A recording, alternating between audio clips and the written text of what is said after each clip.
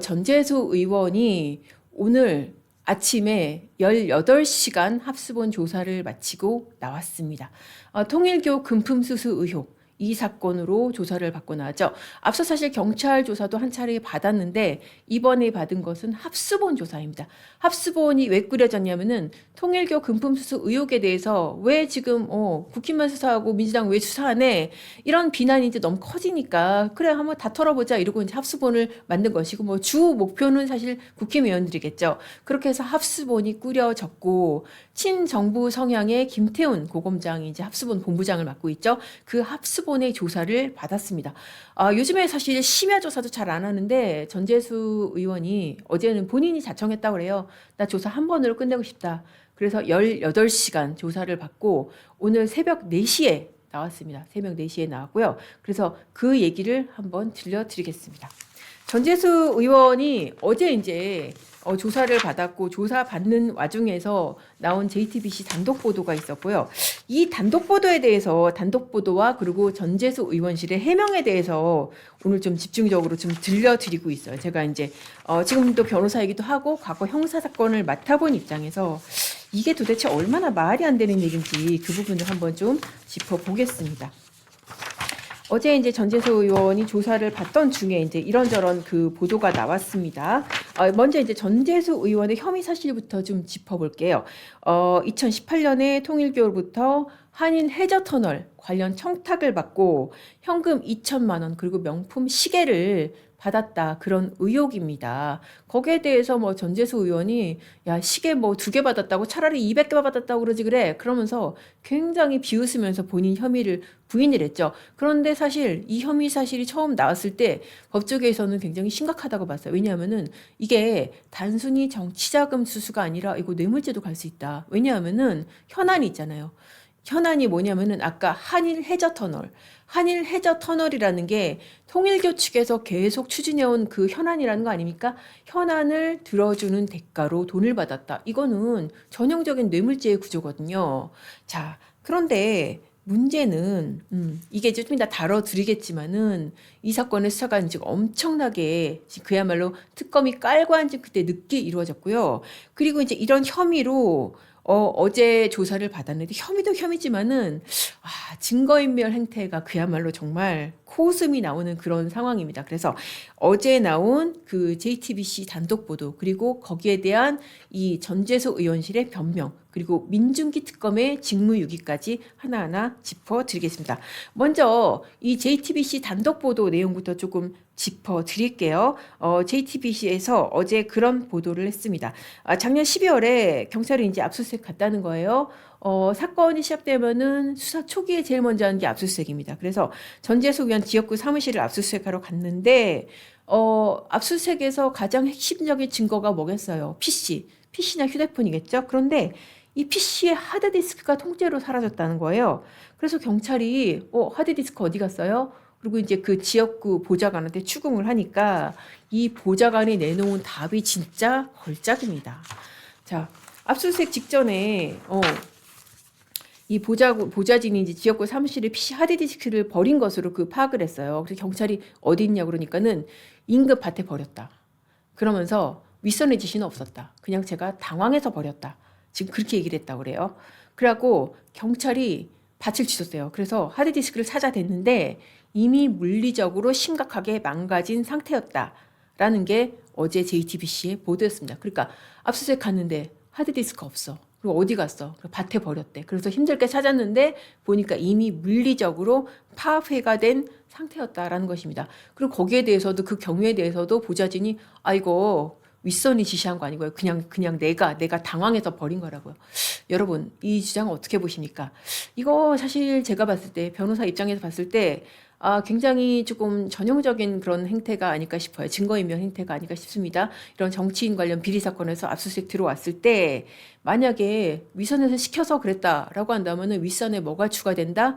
증거인멸 교사까지 추가가 됩니다. 그러니까 보좌관이 뭐라 그랬어요? 이거 윗선에서 시켜서 한 거 아니야. 내가 당황해서 버렸다라고 그렇게 한 거 아니까 그렇게 추정이 되는 겁니다.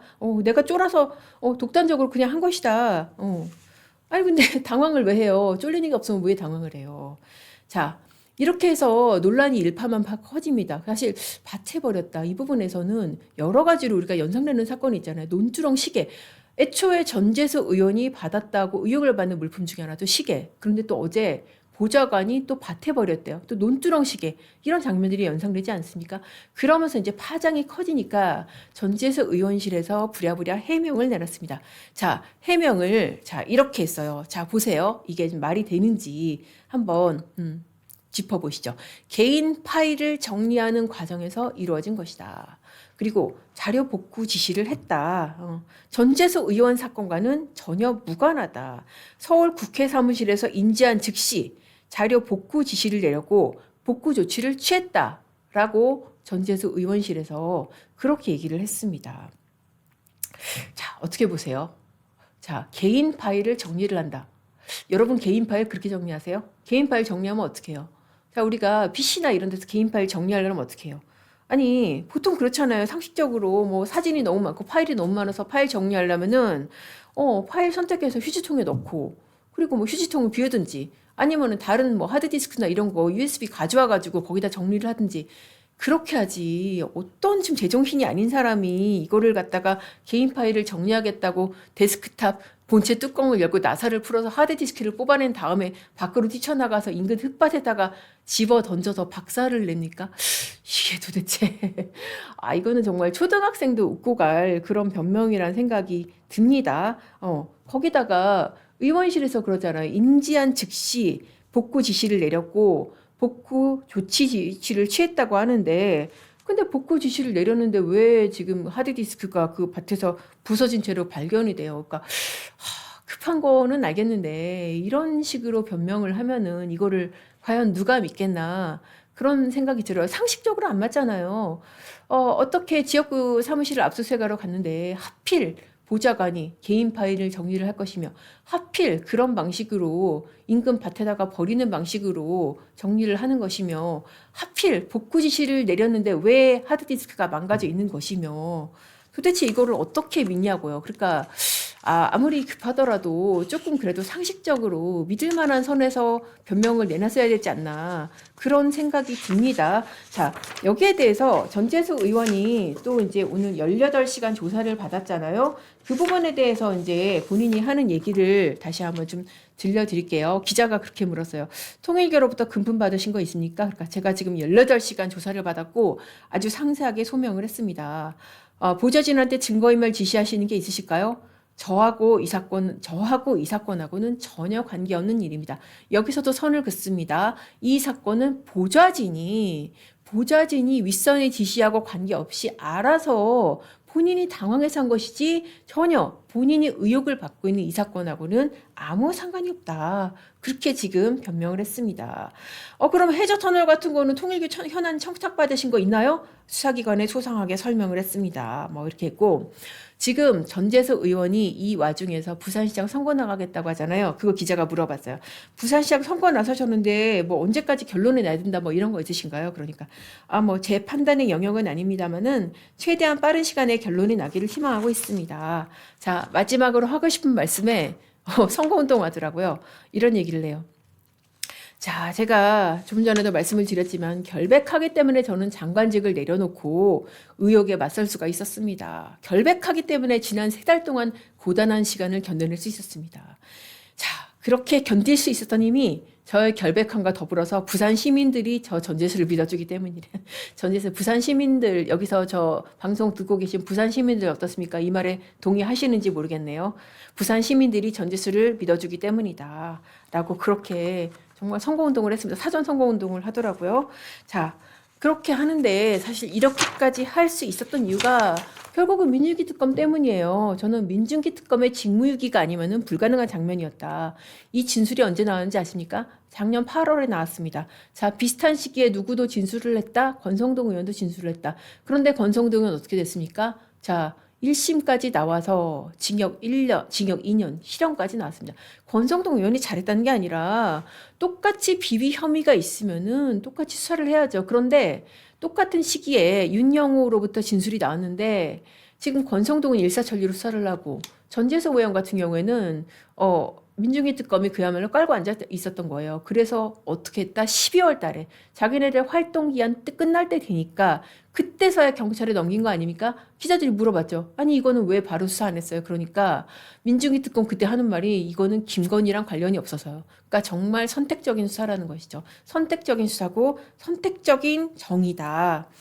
그렇게 해서 거의 공소시효가 다 된 시점에 그러니까 이게 정치자금법이 되면 공소시효가 다 돼서 더 이상 수사할 수가 없어요. 그러니까 아까 말씀드린 그 해저터널 있잖아요. 그거와의 대가성이 인정돼서 만약에 뇌물죄가 되지 않으면은 이 사건은 그대로 끝입니다.